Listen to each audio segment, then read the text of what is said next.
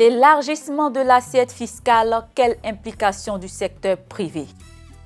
Telle a été la grande interrogation de la rencontre d'échange entre Ouattara Sy Abou, directeur général des impôts, et les membres de la Confédération générale des entreprises de Côte d'Ivoire, CGECI, le mardi 24 avril 2018 à la maison de l'entreprise. Sur invitation de la CGECI, le directeur général des impôts a partagé ses réflexions et sa vision avec le secteur privé sur la politique de son administration en matière de l'élargissement de l'assiette fiscale.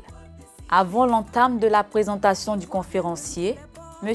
Aka Jean-Marie, président de la CGECI, s'est félicité de la disponibilité du directeur général des impôts. C'est pour cette raison qu'il l'a remercié, ainsi que les membres de sa délégation pour leur présence. Monsieur le directeur général des impôts, notre institution, vous le savez, est pleinement engagée et impliquée dans tous les projets et toutes les initiatives destinées à améliorer le climat des affaires, afin de faire prospérer le secteur privé en Côte d'Ivoire et partant contribuer au renforcement de notre économie. À sa suite, M. Dominique Tati, président de la commission juridique et fiscale de la CGECI, a situé le contexte et les enjeux réels de la conférence. Il s'agit, a-t-il rappelé, de répondre à ces interrogations. Quelques-unes de ces interrogations sont celles-ci. Faut-il attendre à voir créer de nouvelles impositions dans les mois qui viennent? Y a-t-il des secteurs d'activité qui échappent à l'imposition et que vous cherchez à taxer particulièrement? À l'entame de sa présentation, le directeur général des impôts s'est d'abord acquitté d'un devoir de reconnaissance envers le président et les membres de son institution pour leur invitation et leur franche collaboration. Il a articulé son intervention autour de deux axes principaux, à savoir les stratégies mises en œuvre par l'administration fiscale pour élargir l'assiette fiscale et la contribution attendue du secteur privé sur les questions de l'élargissement de l'assiette fiscale. On peut élargir donc l'assiette par la loi, on peut élargir l'assiette par les enquêtes et le contrôle, on peut élargir l'assiette par la gestion et l'organisation de nos services. L'élargissement de l'assiette à travers le dispositif fiscal et légal, c'est la simplification et la rationalisation du dispositif, une meilleure fiscalisation du secteur informel, les mesures de lutte contre la fraude et l'évasion fiscale, l'institution du formulaire unique, l'institution des téléprocédures, la déconcentration des services et la simplification de l'immatriculation fiscale, la simplification de nos procédures en matière de remboursement des TVA, la création et l'informatisation du guichet unique des états financiers, le renforcement des systèmes de retenir la source. Il y a l'amnistie fiscale qui a été instituée en 2016. Il y a également les centres de gestion agréés qui ont été mis en place pour permettre progressivement à toutes les entreprises qui exercent dans le secteur informel de se formaliser à travers les centres de gestion agréés et de rentrer progressivement dans le circuit normal. Les mesures de lutte contre la fraude, ces mesures concernent notamment le renforcement du droit de communication. Nous avons également le renforcement du dispositif de lutte contre les prix de transfert. Ça, c'est dans le cadre du projet international BEPS. Au niveau organisationnel, c'est la création de la direction des enquêtes, du renseignement, de l'analyse de risque, la DERA. Ensuite, les mesures de gestion administrative, renforcement de la gestion de certains impôts fonciers. Alors, quelle contribution attendons-nous du secteur privé pour nous aider à élargir l'assiette fiscale? Alors ici, la contribution du secteur privé attendue reposerait selon nous sur la production d'informations fiscales fiables, l'invitation de vos adhérents à adhérer au civisme fiscal et aider à la promotion du civisme fiscal, la collaboration du secteur privé à la lutte contre la fraude et à l'évasion fiscale. Ensuite, il y a le secteur du droit de communication, la mise à disposition d'informations fiables relatives aux activités et opérations des entreprises. À l'issue de son exposé, le conférencier s'est prêté aux questions du secteur privé. Le secteur du transport qui reste un grand vivier on n'en parle pas. Je pense qu'il y a beaucoup de réformes à faire pour élargir l'assiette fiscale. L'intervention des administrations telles que l'IGF contribue-t-elle à l'élargissement de l'assiette de l'impôt? Est-ce que le prélèvement à la source, est-ce que tout impôt qui va vers un système d'impôt libératoire qui permet aux contribuables issus de ce secteur informel, qui n'a pas toute la culture fiscale, d'être libéré le plus tôt possible de sa charge fiscale, est-ce que c'est une telle politique qui ne peut pas porter plus de succès? Le nouveau décret portant organisation et attribution de la direction générale des impôts, depuis notre arrivée, ce décret va créer la direction des enquêtes, de l'analyse risque de l'enseignement. Mais en même temps, le même décret donne plein de compétences désormais à la direction des grandes entreprises de faire tous les types de contrôles, y compris les vérifications générales de comptabilité, sur les contribuables relevant uniquement de son fichier et inscrits au programme de contrôle validé. Contribuable relevant de son fichier, ce qui signifie que la DGE ne peut pas contrôler une entreprise qui relève de la DRE ou qui est installée en régie.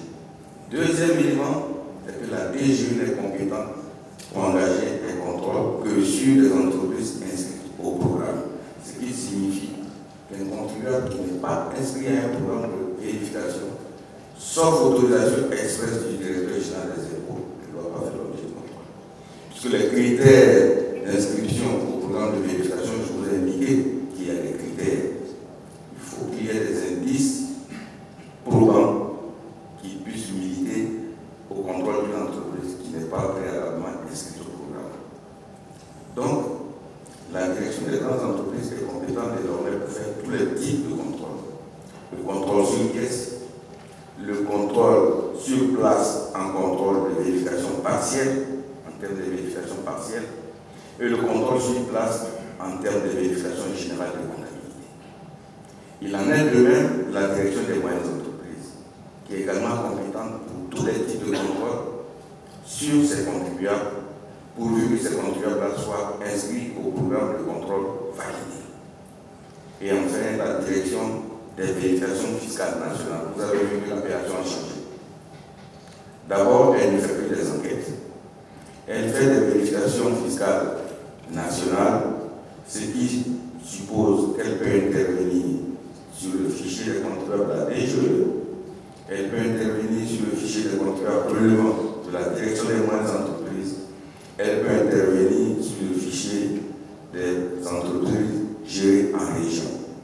Mais la spécificité de cette direction, pour éviter qu'on se marche sur les pieds, c'est qu'elle a une mission transversale et généralement, elle va contrôler les entreprises qui ont des liens de connexion entre elles, depuis la plus petite entreprise jusqu'à celle qui est en grande entreprise. Nous avons dans notre dispositif, notamment en matière de TVA, un certain nombre d'exonérations qui ne répondent pas aux standards internationaux.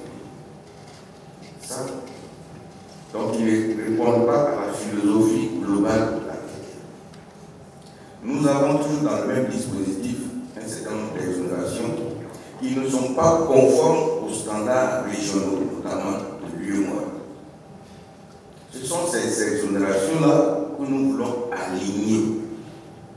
Aligner les exonérations en matière de TVA contenues dans le Code général des impôts de Côte d'Ivoire sur celles prévues par l'UE. Ensuite, il y a certains nombre d'exonérations, quand on parle de rationalisation, qui rompent la chaîne des déductions. Et les chefs d'entreprise, nombreux dans la salle ici, savent ce que ça veut dire. Lorsque vous avez une rupture de la chaîne des déductions en matière de TVA, et que cette rupture se produit à votre niveau, vous êtes pénalisé. Si vous avez la chance que vous êtes éligible au remboursement, l'État va vous rembourser. C'est quand vous avez la chance. Si vous n'avez pas la chance que vous n'êtes pas éligible au remboursement, cette rupture de la chaîne de déduction devient une charge pour vous que vous devez comptabiliser. La rationalisation dont on parle, tous les cas de remise en cause de la neutralité de la TVA, progressivement, il faut arriver à les supprimer.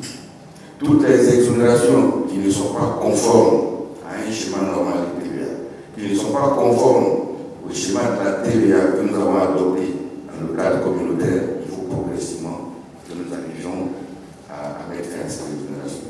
Ce n'est que par ça que nous allons aboutir en Côte d'Ivoire à un système moderne, rationnel en matière de TVA. Alors, vous avez parlé du système déclaratif en liaison avec le système de retenue à la source. Donc, il y a le principe et il y a la nécessité. Le principe pour lequel nous avons opté, c'est le système déclaratif.